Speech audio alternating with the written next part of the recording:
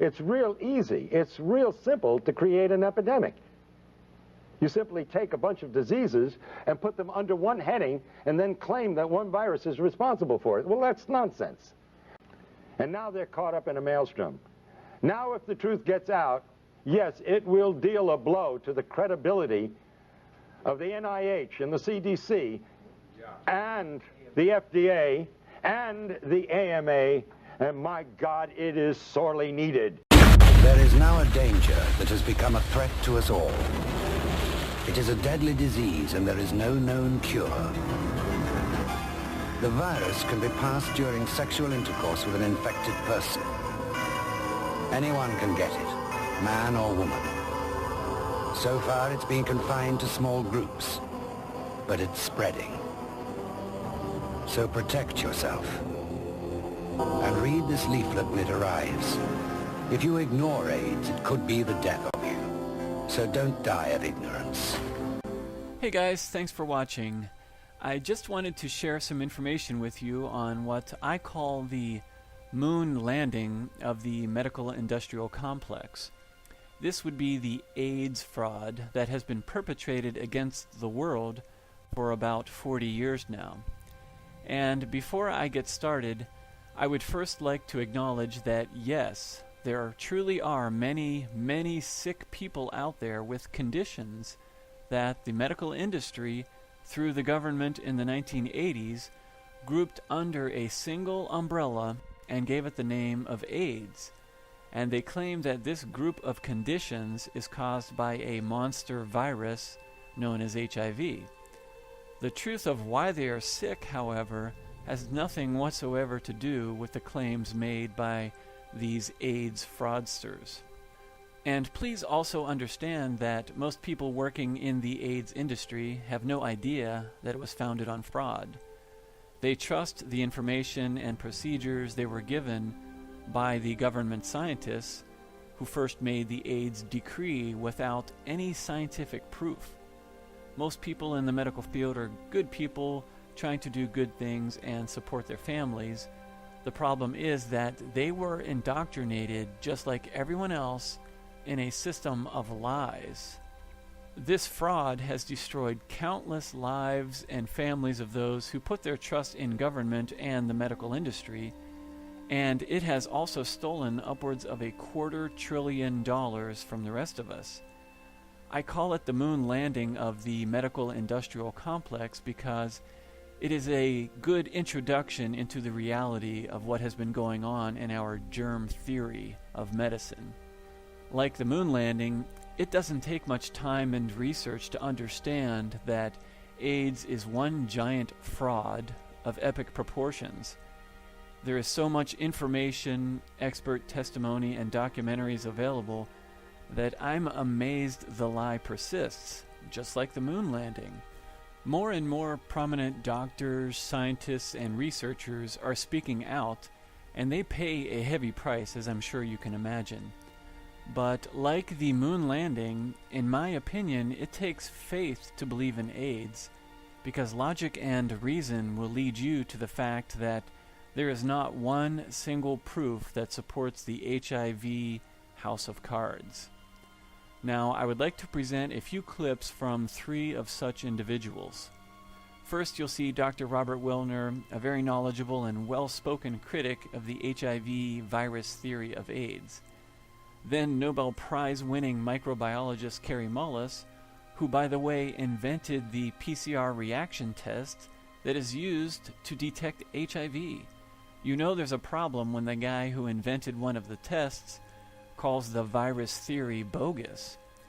As you watch, you'll learn exactly what these tests show.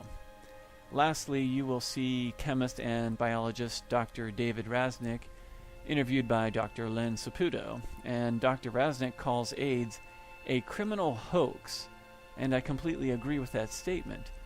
The lives that have been destroyed by the AIDS misdiagnosis and the deadly treatment, usually with AZT, a chemotherapy drug from the 1960s that was shelved because it was too toxic.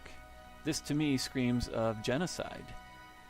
And the money that has been stolen upwards of $250 billion through our government alone, is staggering. In 2017, the U.S. federal government will spend $34 billion to fight an imaginary monster called HIV. That's almost double NASA's budget, folks.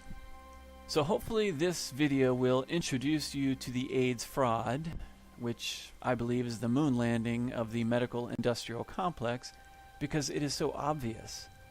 Whether you take it any further is up to you, but the AIDS fraud is a good start. Be aware that it can also be used as gatekeeping so that you don't go any further into the failure of germ theory, sort of like those who acknowledge the moon landing hoax, yet they still believe in NASA and space claims. And that being said, even if you just look into AIDS, at least it is something, and it is extremely important because not only is the AIDS fraud claiming countless lives and destroying families, it is also robbing us blind. When it was first announced that Dr. Robert Gallo had found the virus that probably caused AIDS, and that announcement was made with Margaret Heckler in 1984 to the press and to the media without one single scientific document appearing in any journal in the United States. The probable cause of AIDS has been found. And she introduced the scientist who led the team, Dr. Robert Gallo. When Gallo's group examined the blood of people... And as we know now, without any proof whatsoever that the virus caused any disease. The media picked up on it for the sake of a story. And soon the virus that probably caused AIDS was now the virus that caused AIDS. It was proven in the press and nowhere else. Now, I have offered for over a year now, and I continue to offer it, $100,000 to anyone who will give me one scientific document that proves that HIV causes any serious disease. It doesn't. It is a scandal and a scam beyond belief. The virologists who are responsible for this, what do they have to gain? Now, I don't know what Duesberg had to gain, or Charles A. Thomas, or Kary Mullis. He already got his Nobel Prize. Why does he come out and say it? And he's the one that found the test, the PCR reaction. And he said that there is no body of evidence that supports that the virus causes any disease whatsoever. But what about the individuals who have perpetrated this lie? They are all multi-millionaires. What do we have to say about the National Institutes of Health when a private laboratory, independent laboratory, found AZT to be 1,000 times more toxic than the laboratory of the NIH? We can understand a 5% error in a laboratory, even a 10% error. But a 10,000% error? Or 100,000% error? That's fraud. And as I understand it, the word has gone out, and there's even documents and letters to prove it, that the CDC, the same organization that let blacks go untreated with syphilis, well documented, just to see what would happen with the disease. This same organization who had to admit that they can't give in on the AIDS thing now because nobody would ever be able to trust the government. I think the last election tells us what the people think about government. But science is acting no differently than politicians do. And now we have disease by politics. Isn't it strange that the same day or the day after Robert Gallo filed for a test for HIV after it was announced? This sounds like premeditation. You mean he just happened to have this test available? And so the same day or the following day, he files for a patent? He had a test. He was simply looking for some kind of a disease he wanted to apply it to. And that test. California microbiologist Dr. Kary Mullis was awarded the Nobel Prize in 1993 for his development of one of the most widely used current techniques in molecular biology today, the PCR, or polymerase chain reaction. PCR is commonly used in medical and biological research labs for the detection of virus culture in infectious persons. The people that are AIDS researchers now are getting neurotic if you ask them any questions. There was a time when I first started asking questions, all I wanted was, where are the papers? Just tell me the papers that you read that convinced you that HIV was the cause of AIDS, because I need to reference those papers in some of the, I was working on a test for HIV with PCR, and I needed to write a little report to the NIH and say, here's the progress we've made. And the first line of it was, HIV is the probable cause of AIDS. And I thought that was true. This is before I got involved. And I said, what's the reference for that quote?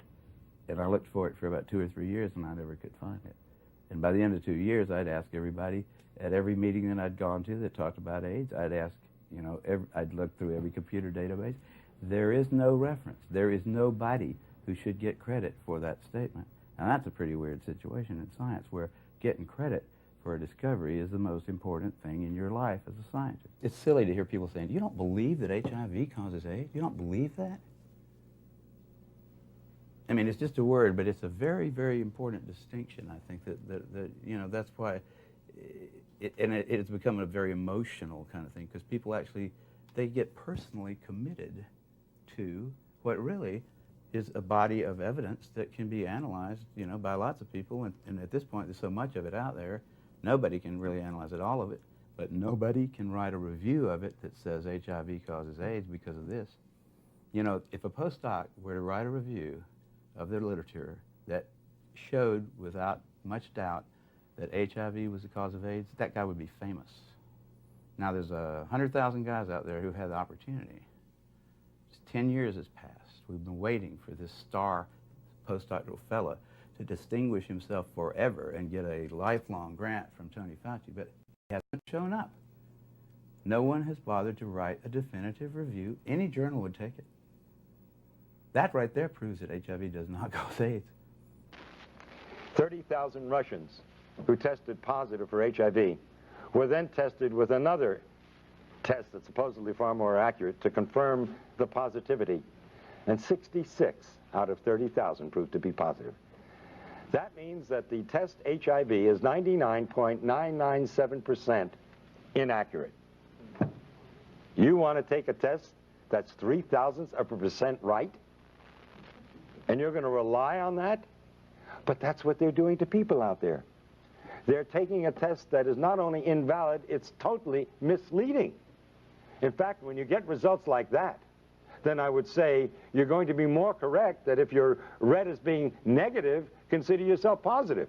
And if you're positive, consider yourself negative. And by the way, at the request of many individuals, I did go for a test a couple of weeks ago in New York City at the biggest clinic there that does more testing than anybody else. And the doctor who ran it was bragging about the fact that he did more. When I told him about the book I wrote, he said, shh, don't say anything. My patients might hear. Okay. I tested negative. And of course, Fauci said that you need, when he was answering what I did in Cleveland a week ago, he said, well, he's going to have to stick himself 300 times to transmit the virus. Where are you people in the press? 300 times to transmit a virus? You cannot have an epidemic under those circumstances.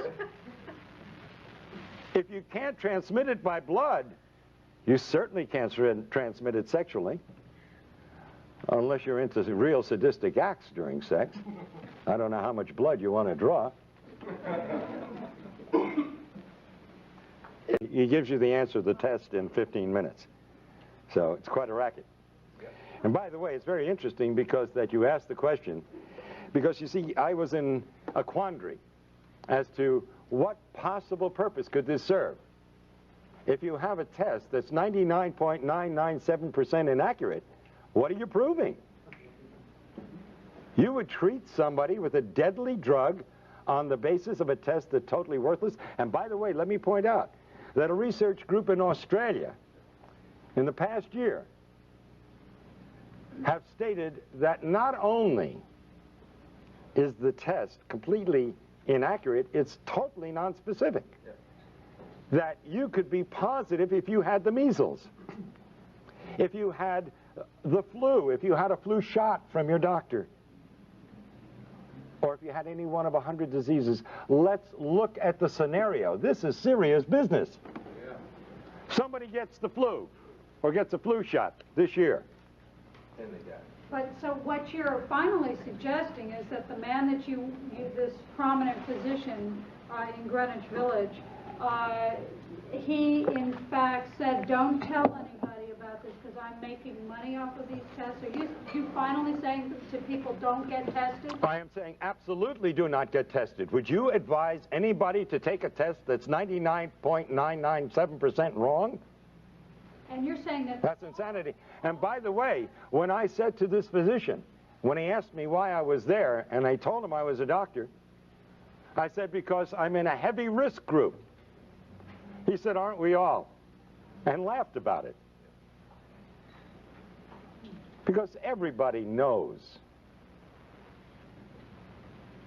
that the medical profession sticks itself all the time, and the only individuals who are going to die of AIDS who are part of the medical profession in any way, shape, or form are those who are taking AZT or other drugs. A drug that was discovered in the 60s as a chemotherapeutic drug for cancer and was shelved because it was too toxic to treat cancer. A drug worse than cancer is being used to treat people who are immunosuppressed. But did anybody here bother to look at the insert, the paper that comes with the drug? It's a DNA terminator. It means it is a terminator, just like the movie. It terminates life. You terminate DNA, you terminate life. And they talk about side effects in the insert. When are you going to learn there is no such thing as a side effect in medicine? It's an unwanted direct effect. And you know what one of the unwanted direct effects of AZT is? Lymphoma, cancer, one of the diseases of AIDS, as they call it. Oh, another so-called side effect, which is really an unwanted direct effect, pancytopenia. You need a definition? Pancytopenia. Pan, all, cyto, cells, penia, loss of all your cells. That's AIDS. That is the definition of AIDS. So AZT, by definition, by their own drug insert, causes AIDS, and nobody survives AZT.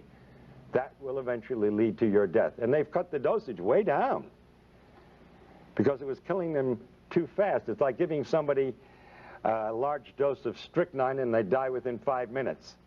And so the next person, you give them a few drops of it and they last 4 or 5 days, and you say, strychnine's a wonderful drug. This person lasts 5 times longer.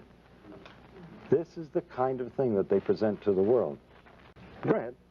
You said that AIDS is not an epidemic, it's an endemic circumstance caused by a variety of factors, including malnutrition and drug use.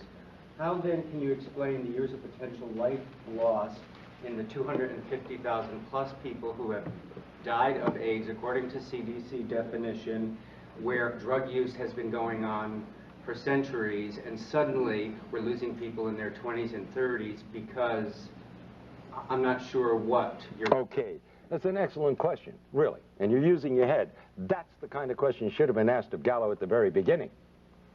And by the way, you said 20s and 30s, our healthiest people. Isn't it strange? You got a disease, the first disease in the history of mankind, that affects our healthiest? But what happened in the 60s? The drug culture began. What happened in the 70s? It heated up. At the end of the 70s, the gays came out of the closet and became an identifiable group. Now, I'll ask you, in a sense a redundant question, but I think it'll get the point across. I'm going to name 5 of 30 diseases. Tuberculosis, a new disease. Lymphoma, oh, that's a new disease too. Leukemia, oh yes, that's a very new disease too. Pneumocystis pneumonia, another new disease but lesser known. And Kaposi sarcoma, another new disease? No. These diseases and the other 25 have always been around. It's real easy. It's real simple to create an epidemic.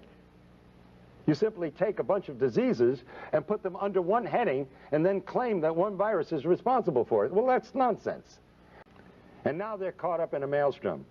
Now if the truth gets out, yes, it will deal a blow to the credibility of the NIH and the CDC and the FDA and the AMA, and my God, it is sorely needed.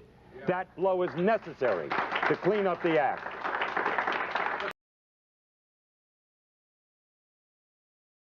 Spirit and mind are wonderful things. What you're saying is true. It's a sentence of death for most people. And immediately, their body metabolism goes into negative phases. Everything becomes destructive. This is modern medical voodoo. If a doctor tells you you are going to die, I'm willing to bet you're going to die. I'll be the first one to put money on the line and say, the chances are you're going to beat the statistics. You will die because you've been told so. This is American voodoo. You know that you can change the T-cell count if you worry somebody? Completely established. I worry about these individuals who go in and get these T-cell counts one after another,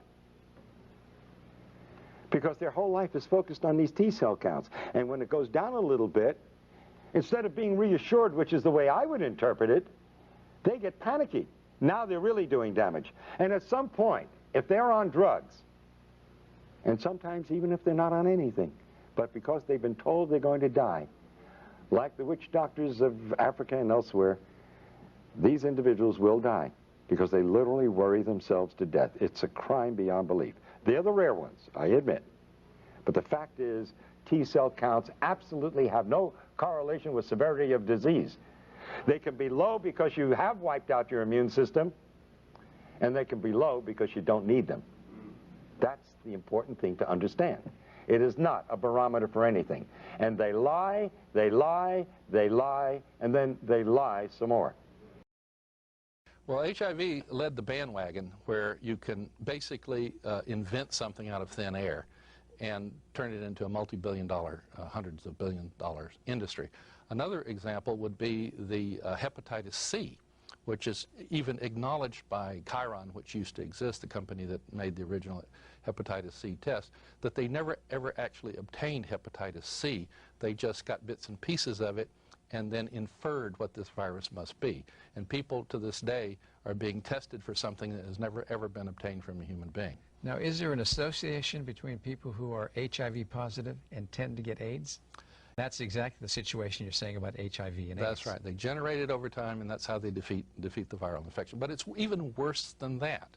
The inserts that come with the antibody test for HIV say explicitly in there that they have no reference standard to determine whether or not the antibodies that they detect positive in the test actually have anything to do with HIV. They don't even know if those antibodies are really from HIV because they have no reference standard. Well, how did we ever get to a situation then? This is not making any sense. How could a logical physician or the whole medical profession come to the conclusions based on no evidence? Or that's probably a question you want to ask me. I don't know. I mean, I've asked myself that too, because when I was a young scientist in my early 30s, back in 1980, when this whole AIDS thing popped up, I was eager to get on to it, work on it like every other scientist that I knew. It was such a bizarre thing. You know, it was all these weird diseases I'd never heard of in my life were occurring, popping up exclusively in gay men. I mean, that's strange. I thought it was my Andromeda strain, you know, at the time, and I wanted to work on it. But I learned years later that the Centers for Disease Control had actually accurately figured out what AIDS was as early as 1982. They had discovered that it was a drug disease, that the reason that these AIDS diseases, these immune deficiency diseases and other diseases, were the direct result of chronic use of recreational drugs, amphetamines, poppers, heroin, cocaine, and things like that. Okay. How that changed was by decree at a press conference on April 23rd. By decree? By decree. There's a scientific approach. I, the king, now say it's this way, so therefore it is? Yes. Is that what you're saying? I remember it very distinctly because, remember, I was a scientist eager to know. I'd spent about 4 years wondering how I could apply my talents as a scientist to work on AIDS. But nobody really understood in the scientific world what was causing AIDS. And then on April 23rd, 1984, Margaret Heckler, the Secretary of Health and Human Services, brought out Robert Gallo of the National Cancer Institute and said that he had discovered the probable cause of AIDS. The very next day, they deleted the word probable. And Robert became a fact. Yeah, it became a fact. Robert Gallo applied for a patent on his HIV test that very day. The federal government got behind it. Now the federal government, we taxpayers, as of this year, because of the latest legislation for the PEPFAR program, which had just voted in another $48 billion for African AIDS, we have now spent $250 billion, $250 billion on AIDS. American taxpayers have, just not the drug companies, not volunteer organizations, but the federal government has spent this money. The probable cause of AIDS has been found. And she introduced the scientist who led the team, Dr. Robert Gallo. When Gallo's group examined the blood of people... Wow. And they have not saved the first AIDS patient. They use that fact to advertise more money to do AIDS research and to warn people about safe sex and condoms and things. Before you go on with this, I want to just substantiate what Dr. Rasnick is saying. He's saying that the literature that we have, the medical literature, the scientific literature, is no longer believable. And it's not just him saying it. Marcia Angel, who was a physician and chief editor of the New England Journal of Medicine, Catherine DeAngelis of the Journal of the American Medical Association, Ushma Anil of another major medical journal, have all quit their jobs and said they are disappointed, disillusioned, and can't believe the low quality of material that's coming across their desk that's published in their journals. And it's because of other factors. There are people who have an axe to grind, who have a mission to accomplish, who have an ulterior motive to be able to get their point across. So if a pharmaceutical company, for example, is doing a study, they're going to make it look the best they can. They're not going to invest $500 million, okay, in a study and come out and say, don't buy our drug, it sucks. So we're seeing a lot of that. So what you're saying is no more than a reflection of what they are saying, and you've personally experienced that. Yeah, and more people are. It is such an obvious problem now that many of the mainstream people are speaking out. Even the physicians are beginning to question. Yeah, and look at the direct-to-consumer ads and all the problems that come with that. The HIV kids. Yeah. Okay, these are kids that are HIV positive. Right. They're healthy. Yeah. If the parent won't follow the advice of the doctor and give them the AZT drug, Child Protective Services comes in and says, we're going to take the kid away from you. Yeah. What do you think of that? It's horrible. I've been involved in a number of these cases on the side of the parents trying to keep their kids from being taken away and being poisoned on these drugs. And I've known a number of cases over since the 90s that I've been personally involved in on a legal basis. It's horrible. It's absolutely horrible. These children and parents have absolutely no civil rights when it comes to health care.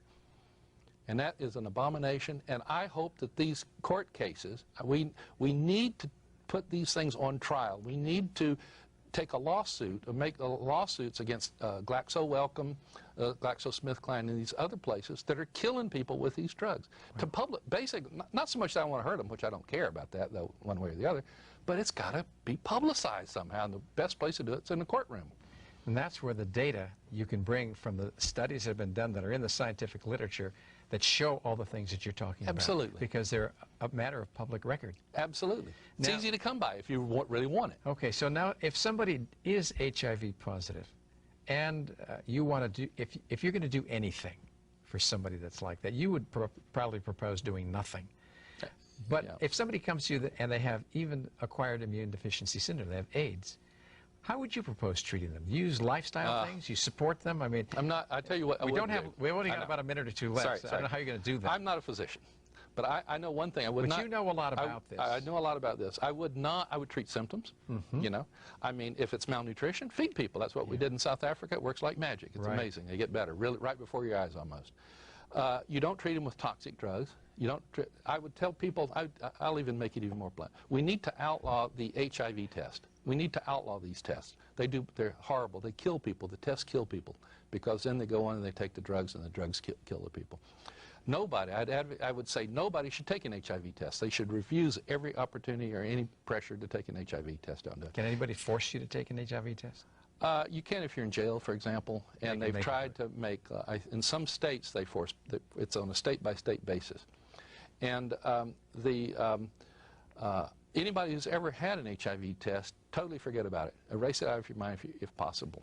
Now, if you can't, then the HIV test is so unstable that the result depends on what day you take it on, where you go, even, and who looks at it. It's totally arbitrary. So it might be negative one day and positive another. Exactly. So if you're positive and you really, really want a negative, just keep taking test after test until you get the negative, and then use that result. So these drugs then that are using to treat immune deficiency are actually causing it. Is that what you're saying? Yeah, they weren't actually designed to treat immune deficiency. They were designed to kill HIV. Okay, that's what I meant by that. Right. Okay. Assuming that HIV is destroying the immune system. However, as you mentioned, AZT, DDI, 3TC, D4T, and all these other nucleoside analogs were developed in the 1960s as chemotherapy for cancer. Right. No physician would prescribed cancer chemotherapy for the lifetime of the patient. They would be taken up on charges for malpractice because the chemo will kill the patient if they stay on it for life. Right. But yet, if you're HIV positive, if you happen to have antibodies that react on the Abbott Laboratories test or whatever you call HIV positive, the standard of care is now to give you these drugs for life. Wow. And these drugs can kill you. In fact, they do kill you. And since, I think, the late 1990s, the leading cause of death among HIV-positive Americans is liver failure. Right. Caused by the drug. Caused by these drugs. And now, since, again, about the mid-1990s, there's a new problem. The AIDS establishment is sweeping this under the rug, and they're giving it a new name. They're calling it IRS, for Immune Reconstitution Syndrome. That's as bad as IRS, Internal Revenue Service. Yeah, that's easy to remember. And these drugs are causing exactly the same AIDS-defining diseases that the CDC came up with in their clinical definition of AIDS. What makes them called IRS, or Immune Reconstitution Syndrome, and not AIDS, is because these diseases now only pop up after people start taking the antiretroviral drugs, on weeks to months. Wow. They're exactly the same diseases as AIDS, so instead of calling them drug-induced AIDS, they're called immune reconstitution syndrome. Well, that's sweet. That just avoids. And it's a huge literature on this now, and whole conferences are devoted to this problem. Now, this is interesting because maybe most of the doctors don't read the medical literature and do it seriously, and they do kind of what everybody else in the profession recommends because those are the standards of practice in a community.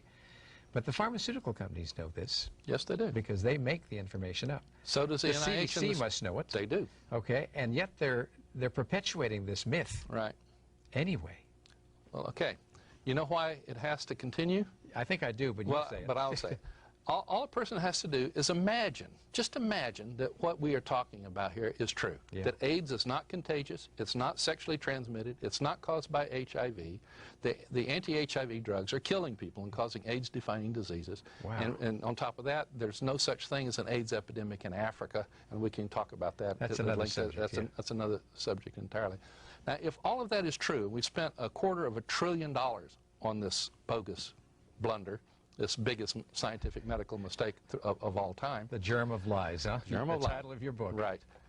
Then what is the likelihood that the directors of the National Cancer Institute, the National Institute of Allergy and Infectious Diseases, Secretary of Health and Human Services, or any president of the United States is going to say, "Oops, folks, sorry, we made a mistake"? Yeah, right. What is the likelihood of that happening now? Well, I guess it's not too good because it hasn't. The CDC actually, when Peter Duesberg had his article back in 1987, in Cancer Research, where he critiqued the whole thing about retroviruses in general, HIV in particular, and how they could not cause any disease. The CDC, Peter was able to lay his hands on an internal memo that was going around that said if this got out and the public knew about it, nobody would ever believe us again. Right. That's it. That's basically it. It's not even about money anymore, really. It's about face saving. It's about the whole infrastructure or edifice of the healthcare system in the United States, possibly the whole institutional form of government would be seriously undermined by the fact that this huge $250 billion mistake was allowed to happen, and it's continuing to happen, and the people in the government know it.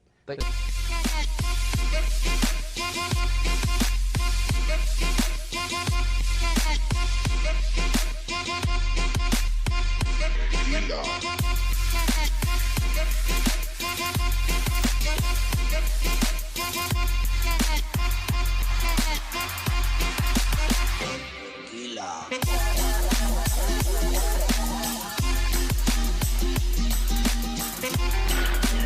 over to my place, get back, tequila.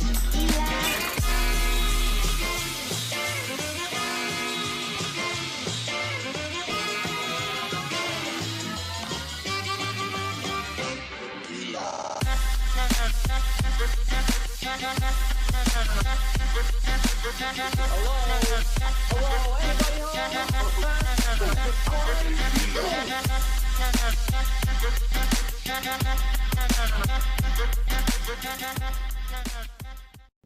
It's up there. There isn't an up there. There's no place up on the Academy of Science is just a bunch of idiots, just like everybody else. You know, the editors of journals, austere journals even, they're just busy with their little lives and stuff. There are no old wise men up on the top making sure that we don't do something really dumb.